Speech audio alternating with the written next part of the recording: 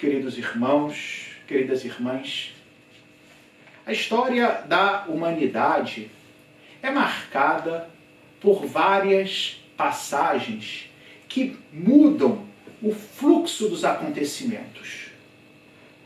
Situações, realidades que fazem com que a história, até aquele momento, a história de um povo, a história de uma região, a história de um continente, até mesmo a história do mundo, estivesse caminhando numa direção.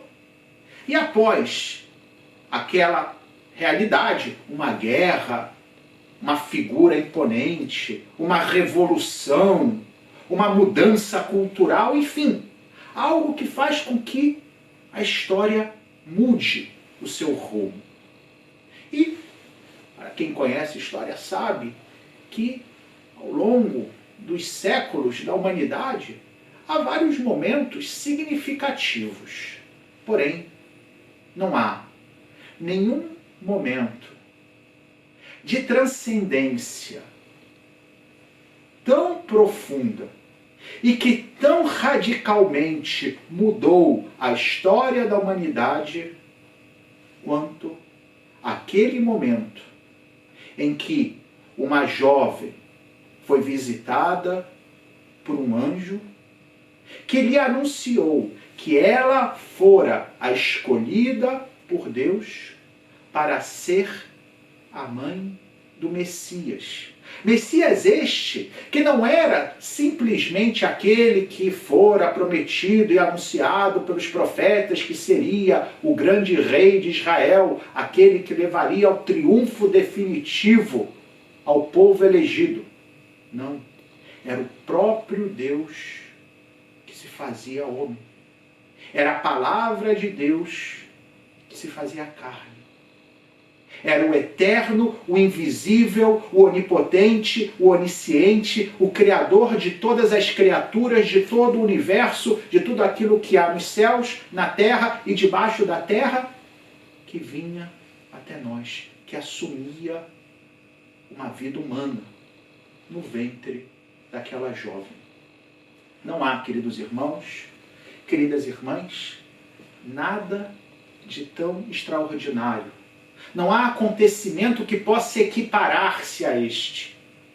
Não por outra razão, ainda que por ideologia queiram mudar, a história do Ocidente, ao menos, é marcada entre antes de Cristo e depois de Cristo.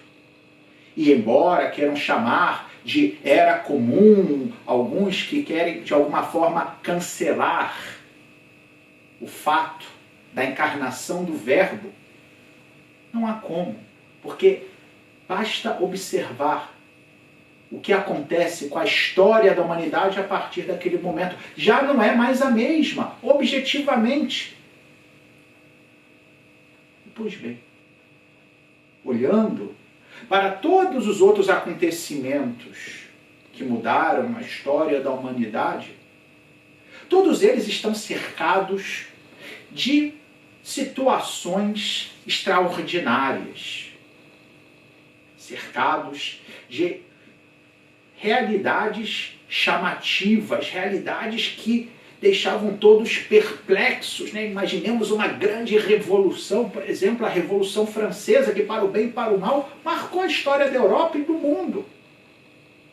E foi algo, né, que ninguém podia ignorar, que estava à vista de todos. Pensemos na Segunda Guerra Mundial, para falar também de uma realidade um pouco mais recente. Já. Esta que foi a realidade mais importante, como dissemos, a encarnação do Verbo se deu aonde? No escondimento. Quem soube da visita daquele anjo a Maria? No momento em que aconteceu, absolutamente ninguém, a não ser o céu e aquela jovem. E assim, queridos irmãos, queridas irmãs, começamos a ver o modo como Deus age. Sim, Ele vem mudar tudo, mas não vem como nós, seres humanos, queremos mudar as coisas com trombetas, chamando a atenção, criando um caso na humildade, no escondimento. Não querendo convencer pelo barulho que faz, mas mudando tudo pela consistência daquilo que está realizando. De fato, São Paulo, como nós escutamos na segunda leitura de hoje, sintetizava essa realidade afirmando: agora este mistério foi manifestado. Mistério porque era algo que no momento que aconteceu ninguém sabia. Mas agora, porque foi anunciado e nós estamos proclamando isso, este mistério foi manifestado e mediante as escrituras proféticas, conforme determinação do Deus eterno, foi levado ao conhecimento de todas as nações, para trazê-las, eu e você, cada um de nós, a, diz São Paulo, obediência da fé. E qual deve ser a nossa reação, queridos irmãos, queridas irmãs, diante de uma realidade tão extraordinária? O Salmo 88 nos propunha como refrão as seguintes palavras: ó Senhor, eu cantarei eternamente o vosso amor. Como não cantar eternamente o amor de Deus que se manifestou na encarnação do Verbo? Como não cantar eternamente o amor de um Deus que tanto nos amou que se fez um de nós? Porém, queridos irmãos, queridas irmãs, a verdade é que não podemos cantar eternamente o amor de Deus. Não podemos porque não somos capazes, essa é a verdade. Dizer, eu cantarei eternamente o amor de Deus, significa que eu estou dizendo uma mentira. Porque eu posso até desejar cantar eternamente o amor de Deus, mas pelas minhas forças, pela minha fragilidade, digamos de forma muito clara, com a minha mortalidade, isso é impossível. Daí, queridos irmãos, queridas irmãs, que o que devemos fazer, eu e você, mais do que pretender algo, é simplesmente acolher, como Maria acolheu essa notícia, com humildade. Muito embora ela mesma não compreendesse do todo, estivesse sim, até com temor, porque diante de algo tão grande que nos supera completamente, quem de nós não se sente como que pequeno e às vezes sem saber como se colocar? Porém, embora não saibamos explicar, embora, e o fato de que não saibamos explicar não significa que não devemos procurar entender melhor que se diga, mas sempre permanecerá algo que nos supera. Em certo sentido, queridos irmãos, às vezes nós temos a mesma pretensão de Davi na primeira leitura, de querer ser nós a construir para Deus uma casa, ou seja, sou eu que vou louvar a Deus como Ele merece, sou eu que vou dar o culto a Deus que corresponde à sua dignidade, sou eu que vou louvá-lo, né, através da minha força. Queridos irmãos, queridas irmãs, quem somos nós para oferecer algo a Deus? Ele que criou o céu e a terra. É Ele que faz para nós uma casa, como o profeta disse a Davi. Uma casa que é a nossa própria alma, onde Ele vem habitar. Isso é o mais extraordinário. Deus faz da minha vida a sua casa, o seu templo. Porque esse é o significado mais profundo do mistério do Natal. Que Deus, ao se fazer homem, Ele veio fazer de cada ser humano a sua morada. Porém, também é verdade, queridos irmãos, queridas irmãs, que acolher, como Maria acolheu com generosidade, ainda que ela tenha perguntado como se daria isso, mas após o anjo dizer que seria pela ação de Deus, a sombra do Altíssimo, que é uma figura do Espírito Santo, que quer dizer que o Espírito Santo faria com que ela concebesse de modo extraordinário, miraculoso, o maior milagre que já se viu, uma virgem conceber.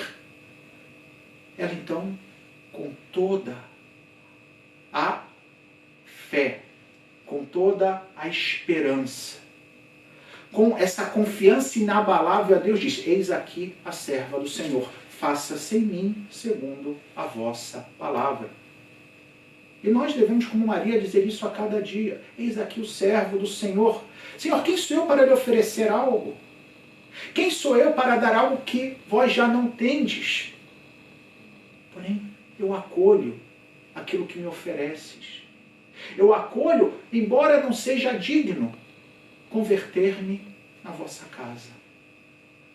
É verdade, o Papa Francisco hoje comentou que Maria, ao dizer sim, estava assumindo algo que ela sabia que poderia significar até perigo de vida. Porque, pela lei de Moisés, uma donzela, ou seja, uma prometida em casamento, mas que ainda não poderia coabitar com o seu esposo prometido, aparecer grávida significaria uma ruptura com a lei, cuja pena era a lapidação, ou seja, morrer apedrejada. E Maria não pensa duas vezes, confia em Deus. Como eu e você temos que confiar. Às vezes parece que caminhar pela fé é assumir um risco. Porque não é que Deus resolva os nossos problemas, não é que desapareça tudo aquilo de dificuldade que devemos enfrentar. E às vezes podemos nos perguntar, mas vale a pena? Sim, queridos irmãos, queridas irmãs, vale a pena. Porque caminhar na fé significa fazer da minha vida a morada de Deus.